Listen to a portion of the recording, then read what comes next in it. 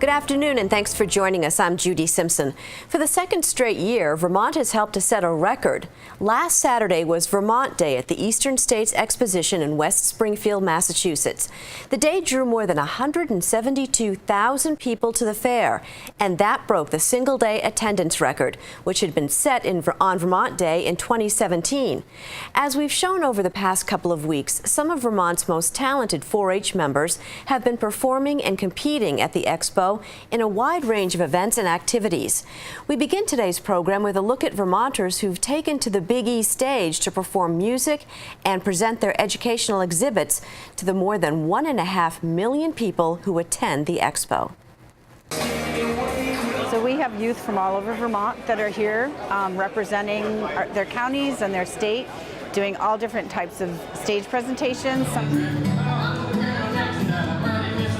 They're doing a variety of stage presentations, from fashion selections, fashion review, violin, if you can hear it in the background. We have a skit. We have all different types of things, singing, people, a lot of different variety of things to attract the public. So can you talk a little bit too about the level of accomplishment that it's taken just to get to this day? So youth start at their local regional days where they will try out stage presentation, and if they are fortunate enough to be selected to move on to state day and then are selected from there, they get to come here. So a wide variety of ages and a wide variety of level of accomplishment, but they've all achieved something to get here. We're doing Maple Delights here. What is Maple Delight? Maple Delight is just another version of cake with maple syrup in it, and instead of like frosting, it would be like melted chocolate. So we'll turn them into little balls and then we'll enjoy them. People come up when they want to, and we talk about how to make them. Then at the end of telling everyone, we give them a sample on the recipe if they want to take it home and they can try it themselves. What's your 4-H experience? What have you been doing? I've been working with food. I've been working with science, from working with making our own volcanoes to like casting a track, like a deer track or something. And that's where we're like centered around right now. I've learned how to like conquer stage fear and stuff to help that. And I learned how to be good around big crowds. So like my anxiety, to calm that down. So it's like if here, because it's my first year, I'm actually pretty calm because I trust the people I'm with, and 4-H just helps me calm down because I'm doing something with helping, like telling people what we did over the year and how, yeah, now I can do actually eye contact with people too, and that's what 4-H help is too. I would like to share how important this experience is for our 4-H youth, and a way to get youth here to the Big E that aren't necessarily showing livestock. Some of them do show livestock and they do both, but that's a rarity. Most of the kids that are here doing stage presentations and action exhibits aren't showing livestock. So it's a way for them to experience this wonderful fair and speak to the public and sharpen their skills in public speaking and stage presentation and confidence. And it's just a way to expand that 4-H experience for all our youth. Then there's a sample recipe if you want one. Great job by all those young Vermonters. While they were performing on stage or presenting their educational exhibits, members of the 4-H dairy team were competing in the show ring. So let's go back to the Big E to meet with one of the many award winners on Vermont 4-H dairy team. I'm Chandra Stanley, and I'm from Franklin, Vermont. I've been participating in the 4-H dairy project. I've been working for about a year on a heifer that I've grown since she was born, and now I get to show it here for 4-H. So what kind of work did you have to put in to get to this point? Well, I've had to raise her, so I've had to feed her twice a day. I've had to take care of her, and I've also had to train her to lead and stuff to be able to bring her into the ring. I've had to pretty much take care of her till now. you have to know how to take care of them, like I said, but you have to know how, like the feed rations, you need to know what kind of grain to give them. Like there's a difference in the grain. You can buy like calf grain, Super 44 grain, and you don't want them to be too fat, so you can't give them too much. You have to get them like, you have to be really specific as to what you feed them to get them to look the best that they can.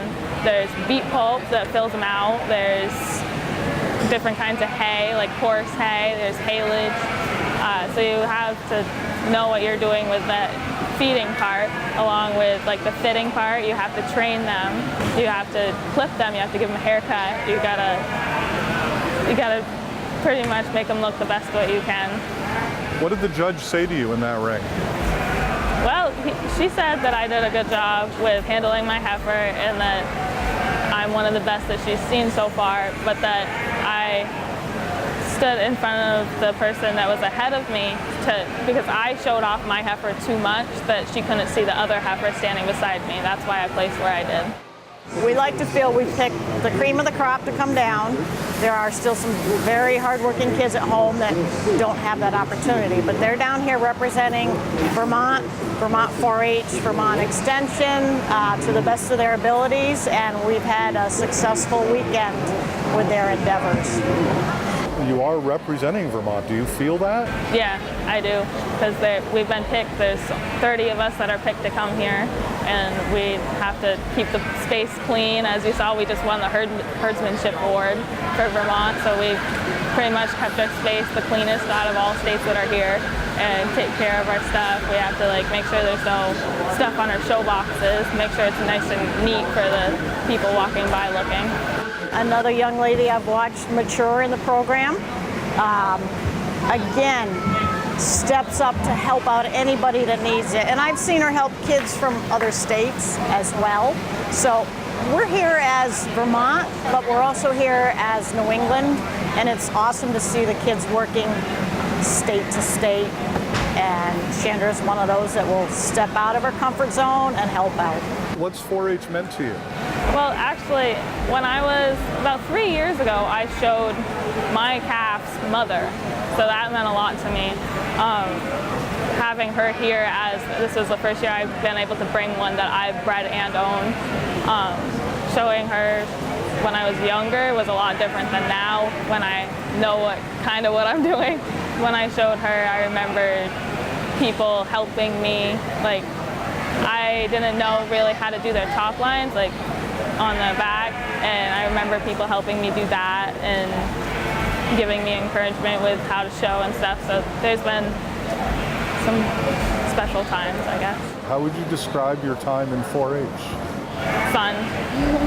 And you have to work hard to get to where you want to be, but it's overall a really great experience, and everybody should really join it because you learn a lot about hard work and leadership. Once again, our congratulations to all the hardworking Vermont 4-Hers who represented their home state with pride and distinction at the Big E. And a reminder that this is the Expo's final weekend. It runs through Sunday, September 30th. One of the most common questions for young people is, what do you want to be when you grow up? Well, whatever the answer, a role model or mentor can help. When it comes to working in science, engineering, and technology, there are plenty of resources out there. The challenge is getting teenagers and scientists together. Now, UVM Extension 4-H is doing just that. A 4-H program called Teen Science Cafes brings together inquiring young minds and experts from our area. The cafes are free and they're offered in a relaxed setting, but the discussions are robust. Keith Silva was at the first Teen Science Cafe earlier this year and has this story. Look at those bubbles. Could be a kind of organic life. If you were a teenager in the 50s or 60s, science fiction might have been the only way you learned about life on other planets. In extreme environments. For today's teens, science fiction is fast becoming science fact. If we do find life somewhere else, we don't necessarily expect it to look like us. This talk by ecologist Hilary Imick on astrobiology, the study of life on Earth and in space, is the first Vermont Teen 4-H Science Pathways Cafe. UVM Extension 4-H Teen and Leadership Specialist Lauren Traster coordinated the event. This is a national effort. It started in New Mexico, and the folks there were so successful in what they were doing, they received a large grant to try to expand this idea across the U.S. So they have a goal of getting at least one teen science cafe in every state. So we are the first in Vermont. The formula for these cafes goes like this. Take teenagers interested in math and science, add a scientist from the community, provide everyone with free pizza, and voila, you've got a way of learning that's relaxed and fun. In school, it's very formal. It can turn a lot of students off. In science, when done informally and casually and just through conversation and interesting ideas and sharing cool research, the hope is that you're going to spark interest in our young people to understand that science is more than just a lab coat. Liquid methane has a lot of the same properties as water. I really like science in general, so when I heard about this, I thought this would be a really great way to get more involved in science. And Isabel Petrucci is a junior at Essex High School. Getting to meet a real scientist is one of the reasons she came to the cafe. Most kids, the only connection they have to science is through their teachers. And I mean, obviously they know a lot about science, but it's not the same thing as being an actual scientist and doing actual research and work. And so I think it's just going to be interesting for kids to see how exactly that works and just what they can do later on in the future. The casual setting of the cafe makes complex ideas like life on other planets a little easier to understand. Hearing that message from a scientist who also happens to live nearby makes a world of difference to Lena Ashooh. Whereas when you can actually see what you can do within your state, like Vermont, you never think of NASA in Vermont or of these big science experiments happening in Vermont. But I think definitely through this cafe we can see that there are professions within the state, within science, that are really exciting and engaging. Ashooh is one of the members of the 4-H teen leadership team helping to facilitate this event. Unlike her, most of the teens in attendance aren't 4-H members, which reminds Ashooh of how much 4-H has to offer to anyone and everyone. Well, I think 4-H generally as an organization, a lot of people don't know that there are a lot of different parts of 4-H. I think the purpose of this Teen Science Cafe is to show people that there's a whole broad range of professions and expertise and different organizations that you can get involved in through 4-H. Is the gas usually visible? Well, you can see the bubbles that it forms. In addition to their talk, each speaker provides the attendees with a hands-on experiment. The teens were asked to take a soil sample and add water. If their sample produced bubbles, it was viable and could support life. This hands-on opportunity is in line with the 4-H model of learning by doing. Put more. Yeah, that's it. Getting to learn hands-on about a topic she isn't studying in school is what Ellie Ramirez-Richer likes about this event. I think it's more engaging to and it's something different than school. It's a subject we haven't gone over so far, which is okay at school, but I like to learn about other stuff other than just what we're learning at school, which is kind of nice. This gives you opportunity for that. Traister believes giving these young people a chance to meet and talk with someone who has a job they might like to do one day has benefits far beyond this event. A lot of times what happens is emails get exchanged, and that young person now has someone that they can actually contact and say, hey, I came and heard you speak, or you presented a workshop. I'm interested in this. Could you provide me some direction on, are there articles I can read, websites I can visit, Facebook pages? Is there a school or a college that offers a really good program in this? I think that is a tremendous benefit by connecting the professionals with our young people at the time that they're beginning to think about what path they want to take. That's one small step for man, one giant leap for mankind. Discovering life on other planets is the next big leap for humankind. And who knows, maybe one of the teenagers at this Vermont Teen 4-H Science Pathways Cafe will help all of us take the first step. In Burlington, I'm Keith Silva with Across the Fence. There are 2 more teen science cafes this fall. On October 20th, the focus will be on aspects of entomology, and the November 10th cafe explores the power of GPS and mapping. For more information, go to the UVM Extension website and click on the link to 4-H and youth. And that's our program for today. Thanks for joining us. I'm Judy Simpson. I'll see you again next time on Across the Fence.